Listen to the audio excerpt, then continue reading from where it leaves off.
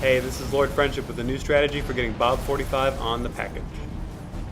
The footage you're about to see is from my legendary no-death full-run playthrough of the level. If you'll recall, Bob 45 spawns in the atrium and is guarded by a plethora of invisible Spec Ops elites and an elite general. This strategy will help you get past them and get the Bob before he disappears. So, as you saw, the first step is grab a ghost after you take out the enemies guarding the base. There's 2 ghosts, so just grab whichever one is in better shape. Once you get inside the base, you can grab some health if you need it, and then either fight the enemies or boost past them. It's much faster to skip this battle, but you have to watch out for the grunts on the turrets here because they can destroy you pretty quickly. Just in time, Six. Kill them all, Noble! When you get in here, advance forward until it says loading, done. If you get out of the ghost before then, it will disappear. Once it's done loading, shoot the wings off. It should take 2 or 3 DMR rounds.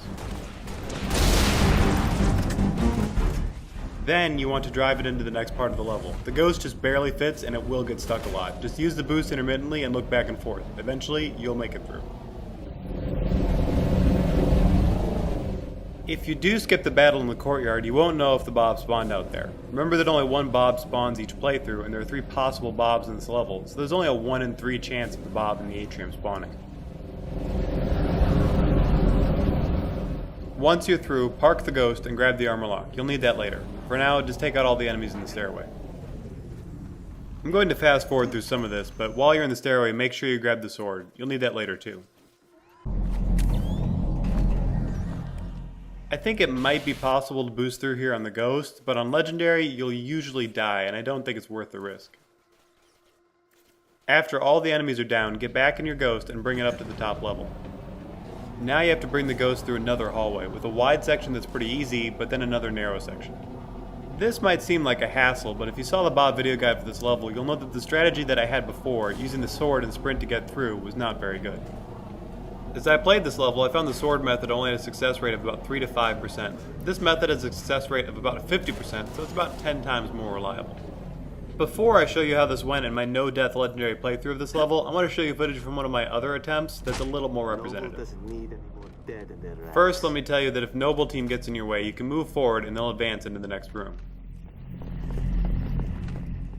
After that, it's a mix of flipping the ghost, using armor lock to push it forward, and getting in and using the boost. Sometimes this only takes a minute, sometimes it takes 10. In this instance, it took about 4 minutes, so I'm going to fast forward through some of this.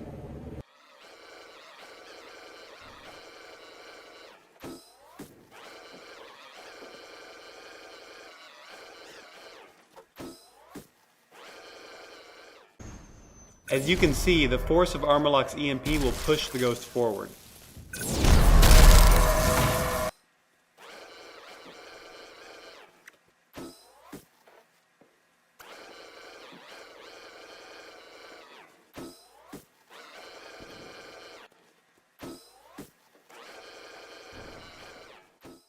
And before you know it, you're through. One more thing I should point out is at the end of this hallway there's some sort of low invisible barrier your ghost can get stuck on. Applying a little boost or just being stubborn will get you past it. Where are we going now, boss? So, back to my no-death playthrough. If you're incredibly lucky, this can go much better, and that's what happened in this case. Speedrunners take note, if you hit this hallway just right, you'll sail right through it. Much easier. You can see that I flipped myself over here trying to get past that invisible barrier. Please proceed to the pre-arranged coordinates. Before you go through the door, you'll want to grab Sprint. Also, I usually wait until getting a checkpoint. You'll always get one a few seconds after you arrive here. Then, just move forward to trigger the door to open, and move to the right side of the room.